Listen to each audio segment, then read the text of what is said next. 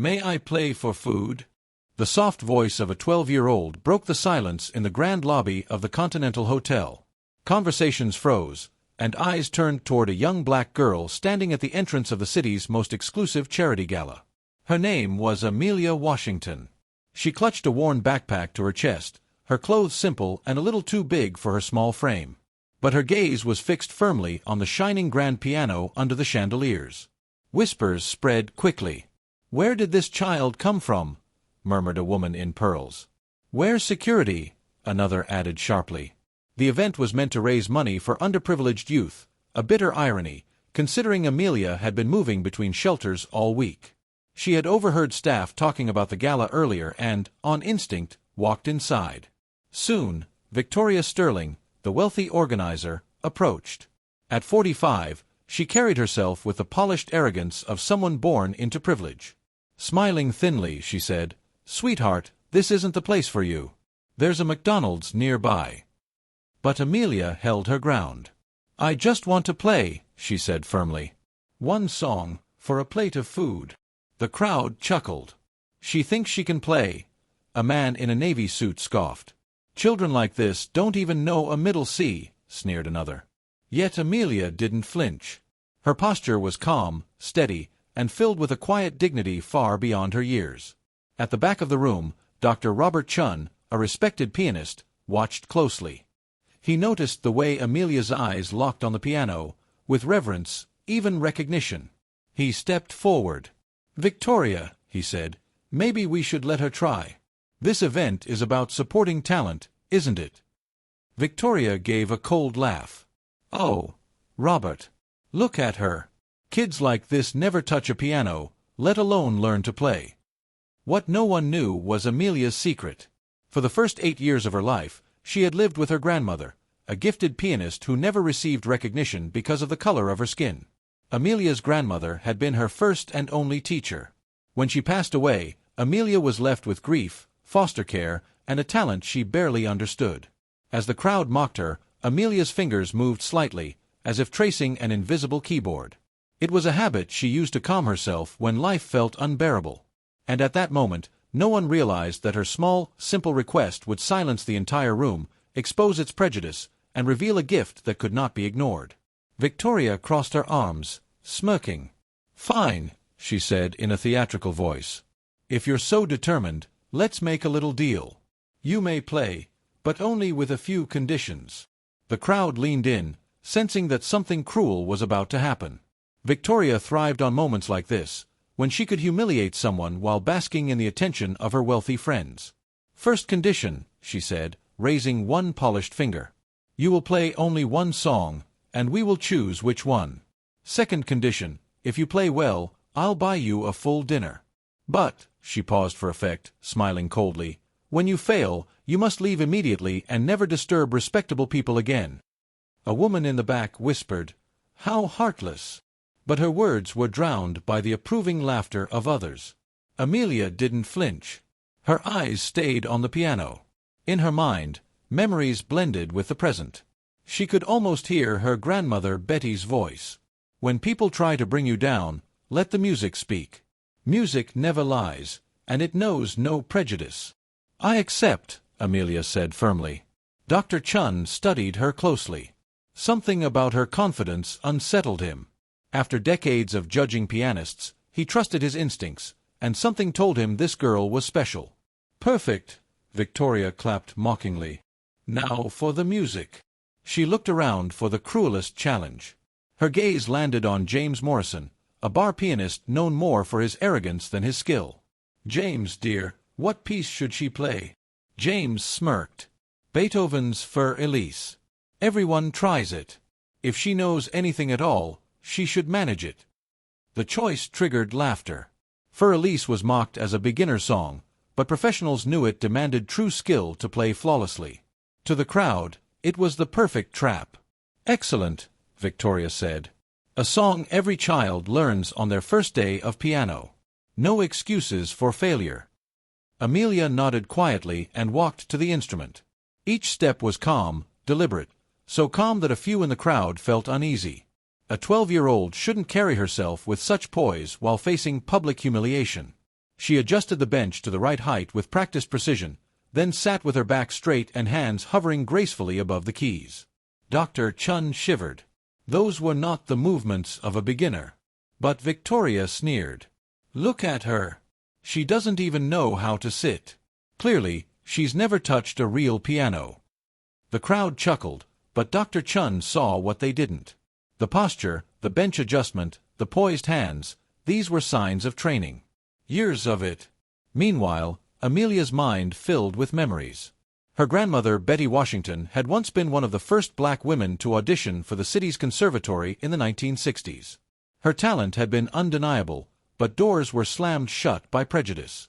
So Betty had poured her gift into teaching children in the community, using her old upright piano at home. Betty had always called music a doorway to another world. "Music is your universal language, Amelia," she would say, guiding her granddaughter's small hands across the keys. "When you play from the heart, people listen with their soul, not their eyes." Amelia had spent countless hours at that old piano, learning not only technique but the deeper language of music that her grandmother passed down. When Betty died and Amelia lost everything familiar, the piano became imaginary, her fingers moving over invisible keys during lonely nights in shelters. Victoria tapped her fingers against a champagne glass. "We're waiting. Or have you already given up?" Amelia inhaled deeply, then placed her hands on the keys. The touch was electric. After so many months without a real instrument, the keys felt like rediscovering a missing part of herself. The first note rang out clear and pure, startling the crowd. It wasn't the clumsy sound of a beginner. It was confident, steady, controlled, played by someone who knew the instrument intimately. Dr. Chun moved closer, his curiosity sharpened. That single note carried everything he needed to know: impeccable technique, precise timing, and controlled tone. These were things only years of serious training could produce. "Coincidence," Victoria muttered, though her voice was weaker now. Then Amelia began the opening of Für Elise. Every note flowed with ease, no hesitation, no mistake. It wasn't just correct, it was alive. She and the piano seemed to merge into one. But what truly stunned Dr. Chun wasn't just the accuracy. It was the emotion. She shaped each phrase with sensitivity, controlled the rise and fall of dynamics, and even let the silences breathe with meaning. This wasn't the performance of a child, it was the artistry of someone far beyond her years. The hall grew completely still. Champagne glasses hung frozen midair. Conversations stopped. Even the servers in motion paused, captivated. All eyes were on the small girl at the grand piano, creating music of haunting, unexpected beauty. Victoria's stomach tightened. This was not the outcome she had planned.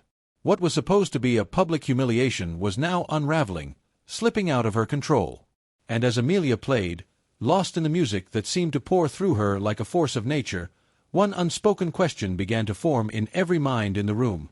Everyone in the room was thinking the same thing. Who was this girl? And what story was her music telling? As Amelia moved through the most difficult passages of Für Elise, Dr. Chun's pulse quickened. 40 years of judging pianists had sharpened his instincts, and what he was witnessing simply didn't fit into logic. Her technique wasn't just good. It was exceptional.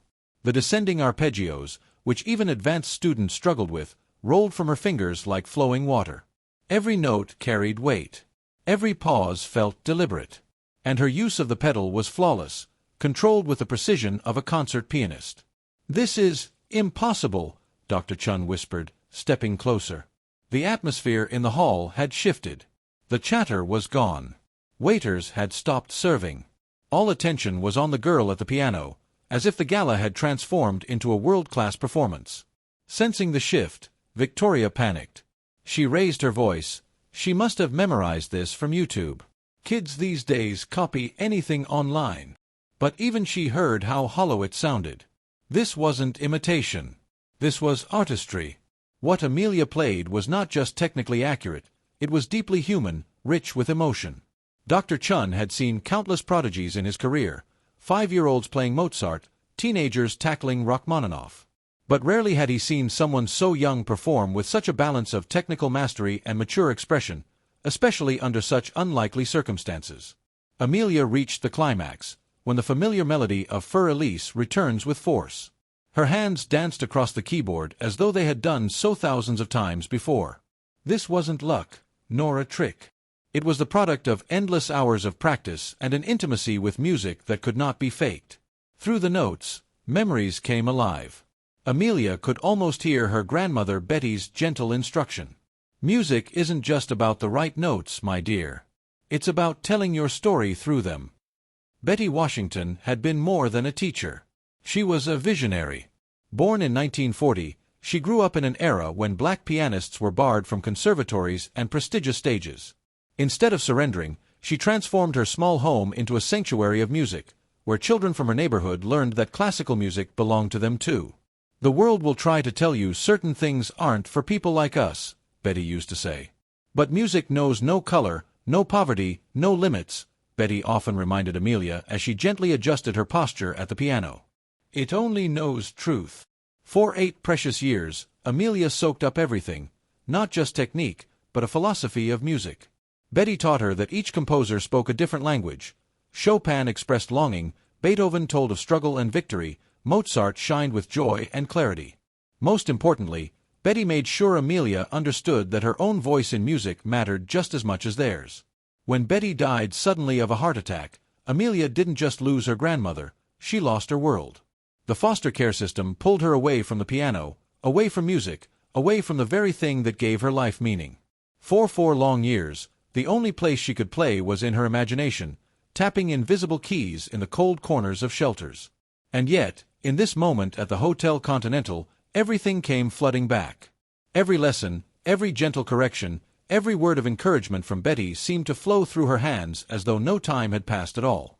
Dr. Chun leaned forward in awe as Amelia reached the final coda.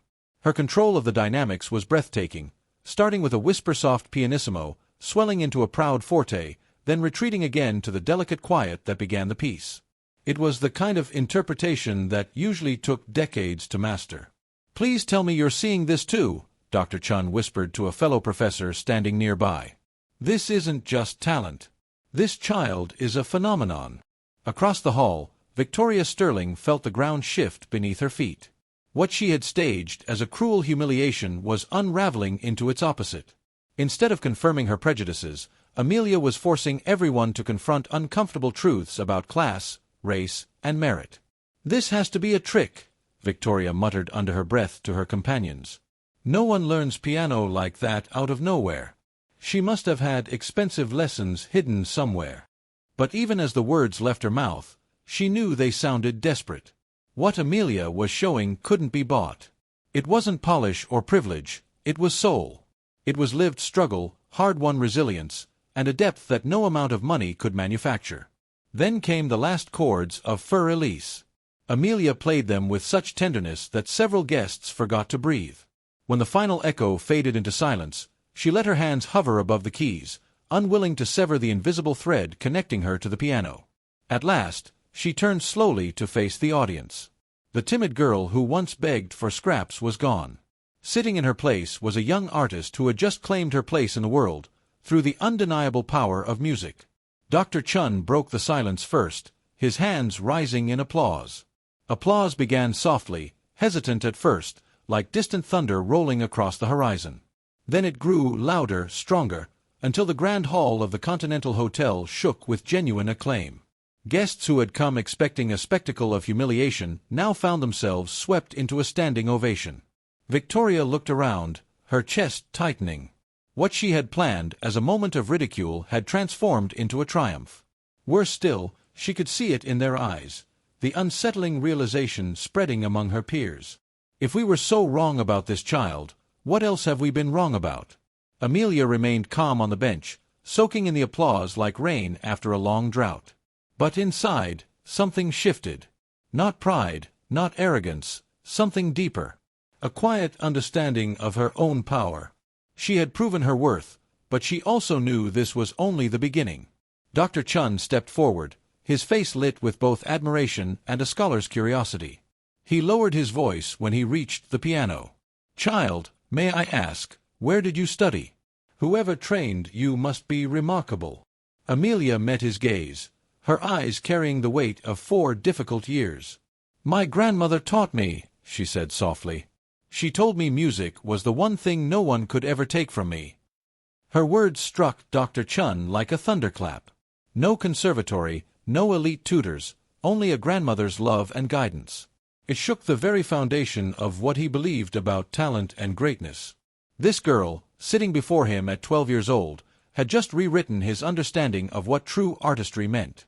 The applause still thundered through the hall, though a hint of reluctance lingered in some corners. Amelia knew in that moment she could no longer hide behind the image of a hungry child begging for scraps. Her music had revealed her. It had promised more than she had ever intended to show. And now, with every eye on her, she had to decide, how far was she willing to go? How much of her gift was she ready to share with a world that had once turned its back on her? Dr. Chun's next words carried a weight that silenced even the applause. He moved closer, as though standing before something sacred. "Young lady," he said, his voice trembling, "I must ask you something important. What is your full name?" "Amelia Washington," she replied with steady calm. The name hit him like lightning. His breath caught, his body stiffened, and he staggered back a step. "Washington. Betty Washington. Are you Betty's granddaughter?" Amelia gave a small nod. Dr. Chun's hands covered his face as memories rushed over him. "My God," he whispered, overcome. Betty Washington was one of the greatest pianists this country ever produced. She should have played on the grandest stages in the world. His voice trailed off, heavy with old wounds and regrets. Victoria, who had been watching the exchange in growing discomfort, stepped forward. "Robert," she demanded, her voice sharp with unease. "What on earth are you talking about? Who is Betty Washington?" Victoria demanded, her voice sharp and impatient. Dr. Chun turned toward her, his eyes filled with disbelief, and something close to disgust. "Victoria," he said firmly, "Betty Washington was a legend in the music world. A true virtuoso. She was systematically shut out of conservatories and concert halls because of her skin color. But she refused to give up. Instead, she became one of the most respected private teachers in the country. She trained dozens of professional musicians.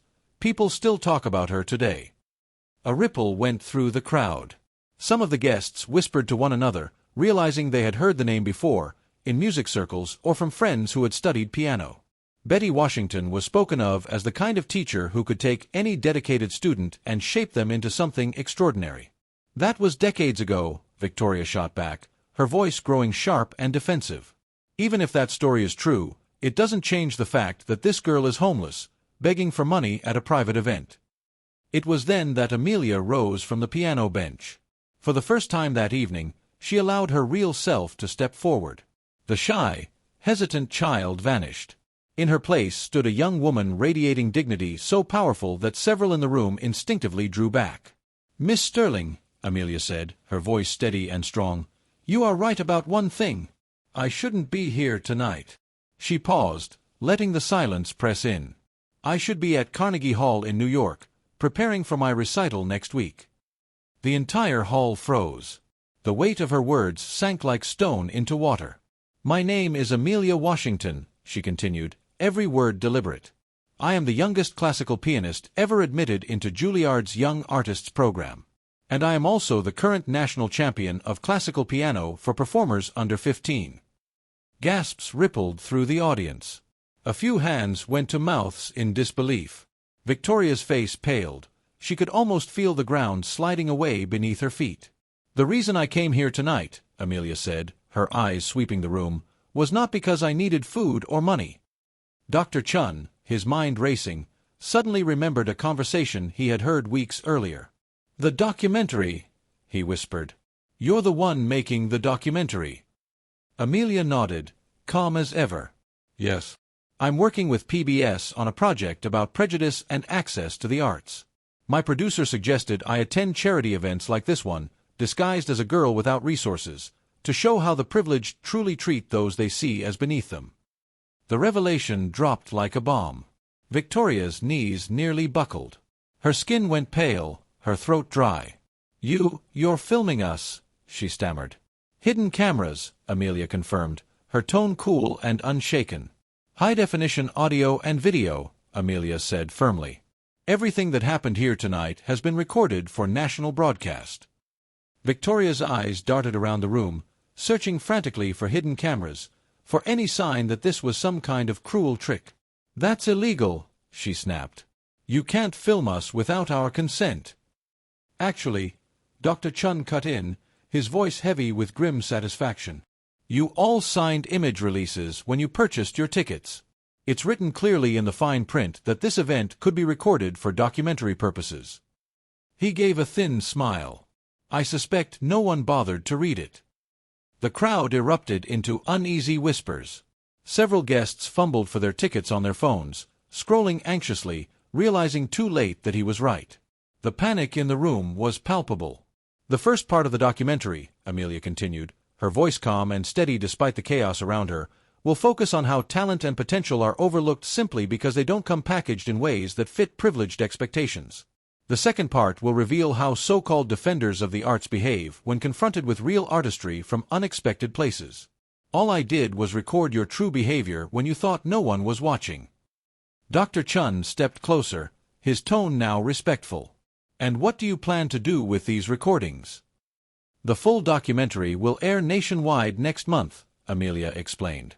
"But I've also been releasing shorter videos on YouTube.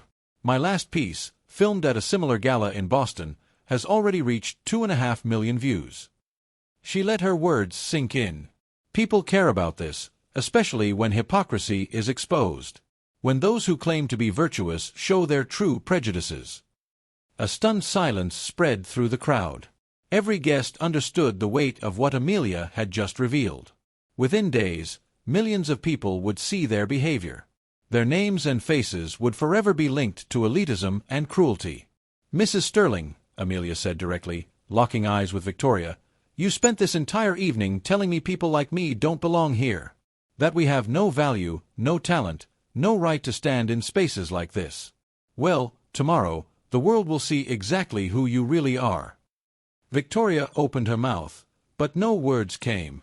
The crushing realization of her impending disgrace left her speechless. Dr. Chun turned, scanning the uneasy faces of the room. "How many events have you filmed, child?" he asked.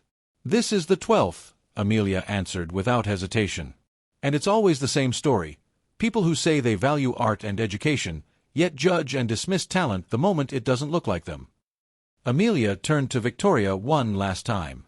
"The difference between you and me, Mrs. Sterling," she said firmly, "is that when I really was homeless after my grandmother died, I learned something you never did. Dignity doesn't come from money or status. It comes from how we treat people when we think no one is watching." The hall was silent. Every person there knew the truth. Their actions would be judged by millions, and no excuse could erase what they had shown that night. Amelia quietly picked up a small recording device from her backpack. A single thought weighed heavily in the air of the Continental Hotel. How many others like Victoria had already been exposed by this young girl they had dismissed so easily? 6 months later, Victoria Sterling stood in the cramped window of her modest apartment, watching as a limousine pulled up in front of Carnegie Hall. Amelia Washington stepped out, radiant in an elegant concert gown, waving to cheering fans before entering the hall to make her debut as the youngest soloist of the season. By then, Amelia's documentary Faces of Discrimination had gone viral, with more than 15 million views on YouTube alone. Victoria, meanwhile, had become a national symbol of elitist hypocrisy. Her downfall was splashed across every headline. Charity organizer exposed in viral documentary.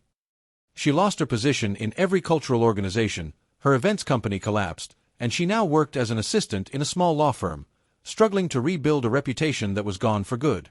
Dr. Chun, on the other hand, had become Amelia's mentor, guiding her through the world of professional classical music. The Continental Hotel, desperate to repair its image, created a scholarship program for underprivileged musicians, with Amelia as its official ambassador. "Music knows no color, no class, no zip code," Amelia told a national interviewer. "It only knows truth and passion. And when you have those, nothing can stop you." The ripple effect of that night was enormous. Music schools launched new outreach programs. Conservatories changed how they admitted students. Hundreds of talented young people from underprivileged backgrounds finally received opportunities that had once been denied to them. And Victoria, watching Amelia shine on the very stage she had tried to keep her from, finally learned the harshest lesson of her life. Dignity and talent cannot be bought with wealth, inherited through last names, or measured by skin color or social status. Amelia's greatest revenge was not to destroy Victoria. It was to rise above her, proving to the world that true greatness always transcends prejudice. If this story of resilience and triumph moved you, don't forget to subscribe to our channel for more powerful stories that remind us, no matter the obstacles, excellence always finds its way.